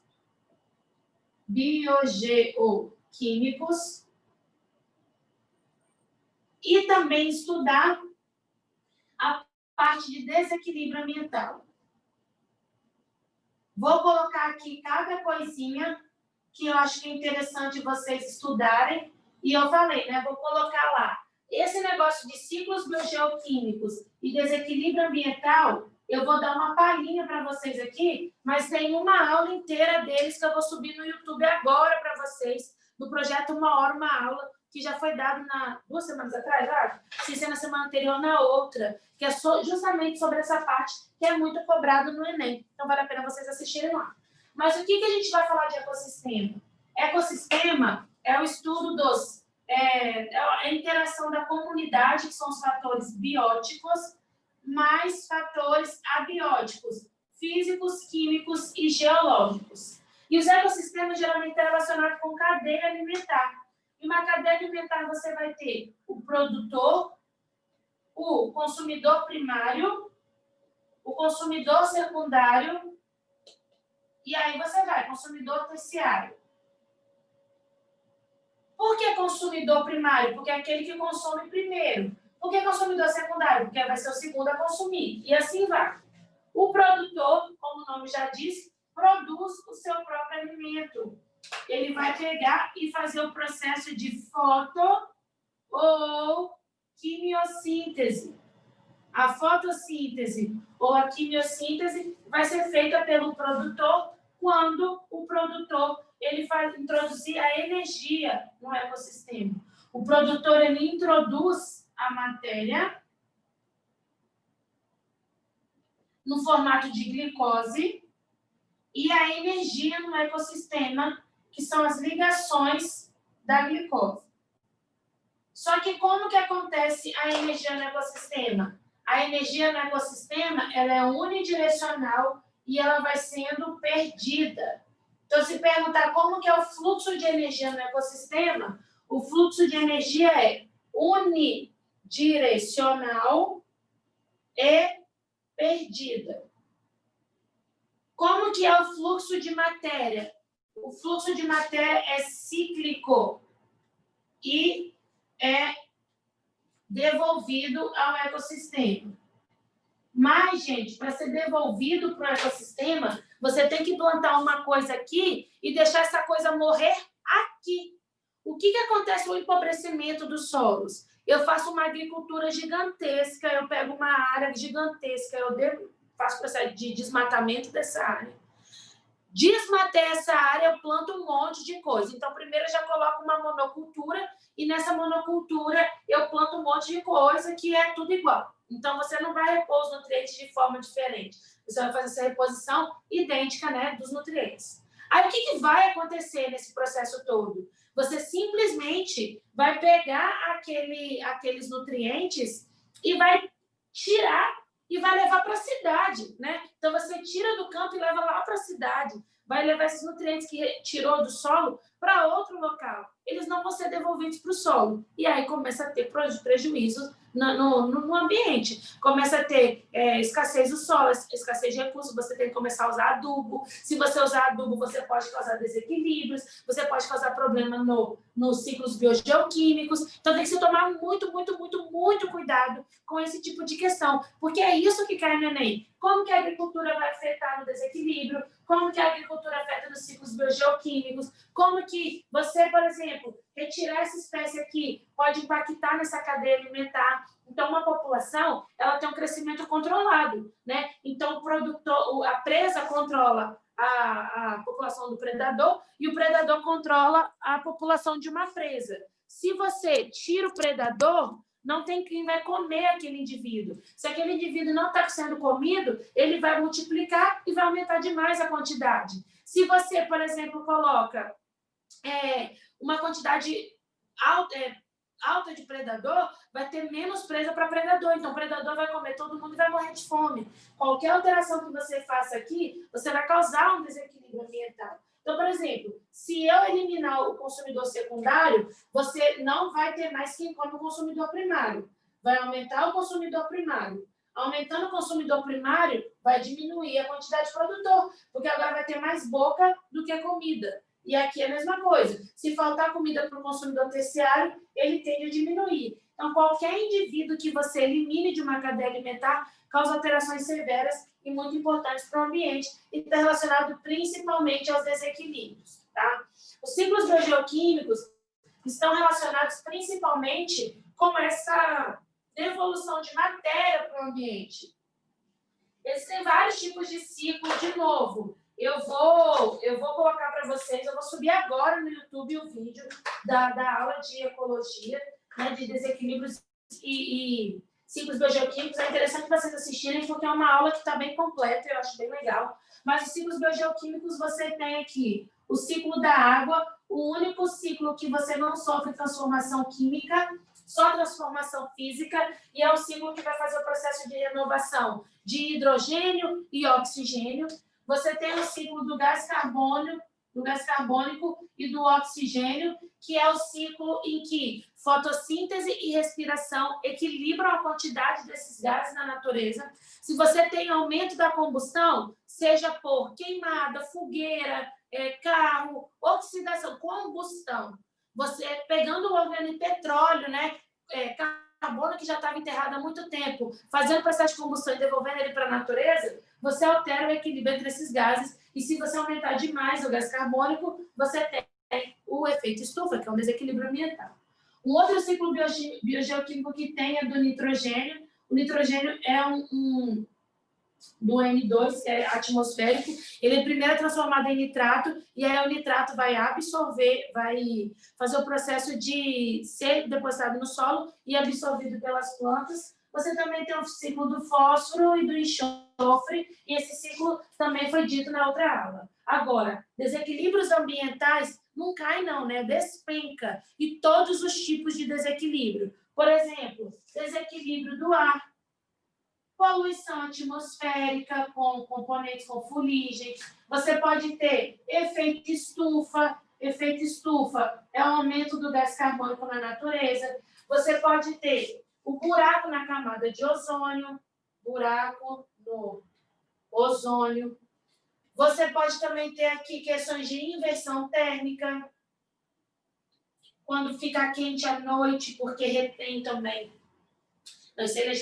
Quando você tem uma mudança, você tem aqueles smog, né, que a gente fala que você fica com uma quantidade de sujeira muito na sua cara, não tem renovação do ar, pode causar dermatite, é um negócio muito esquisito. Você pode ter ilhas de calor, quando a noite fica muito quente, porque ao longo do dia os metais eles absorvem muito mais energia e não conseguem dissipar numa velocidade muito grande. Pode cair poluição da água e cai muito eutrofização. Eutrofização é o ato de você aumentar a quantidade de nutrientes que você tem naquele determinado local. E a eutrofização, ela vai causar a morte dos animais e vai proliferar algas na superfície, impedindo a fotossíntese, impedindo a oxigenação. Muitas das questões do Enem de desequilíbrio é de eutrofização. Poluição da água pode ser derramamento de petróleo, já que óleo não se mistura com água. É menos denso e forma uma camada escura, também não tem passagem de luz. Você pode ter poluição da água por esgoto tanto doméstico quanto industrial. Esgoto doméstico, se for num ambiente lêntico, né, numa lagoa, causa eutrofização. Industrial pode causar o que a gente chama de bioacumulação ou magnificação trófica. Sempre lembrando que na bioacumulação ou na magnificação trófica, né, que são sinônimos, o último nível trófico é sempre o mais afetado, porque vai acumulando de todos os níveis.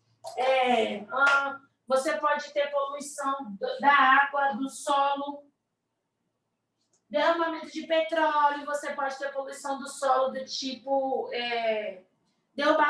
chorume de lixo, lixão, né? Você tem vários tipos de poluição do solo. Você tem o desmatamento, você retira a cobertura vegetal e aí causa alterações severas nos indivíduos.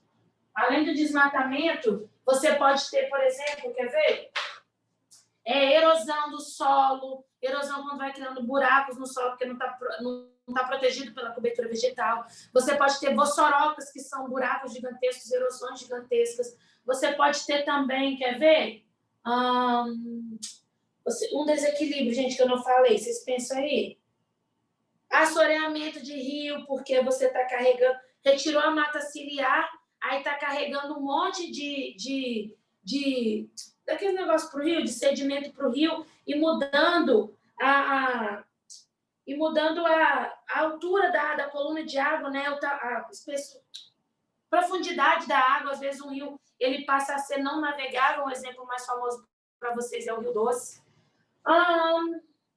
Deixa eu ver o que mais. Lixo é um problema ambiental gigantesco. A gente tem que tentar fazer sempre os 3 R's. Reduzir, reutilizar e reciclar.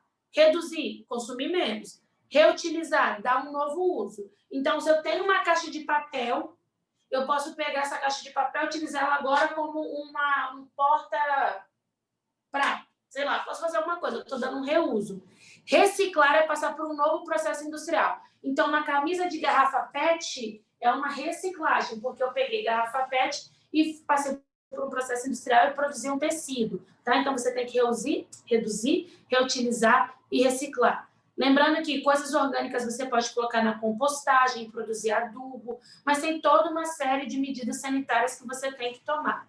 Eu não estou lembrando de mais alguma coisa. Eu acho que a gente passou por bastante tema. Eu quero saber agora de vocês, se vocês têm alguma coisa que vocês talvez queiram perguntar e que queiram que eu tire uma dúvida para eu poder falar com vocês. Porque, pelo que eu me lembre, a gente passou por vários e os temas mais cobrados pelo Enem. Eu espero que tenha ajudado a dar uma boa relembrada.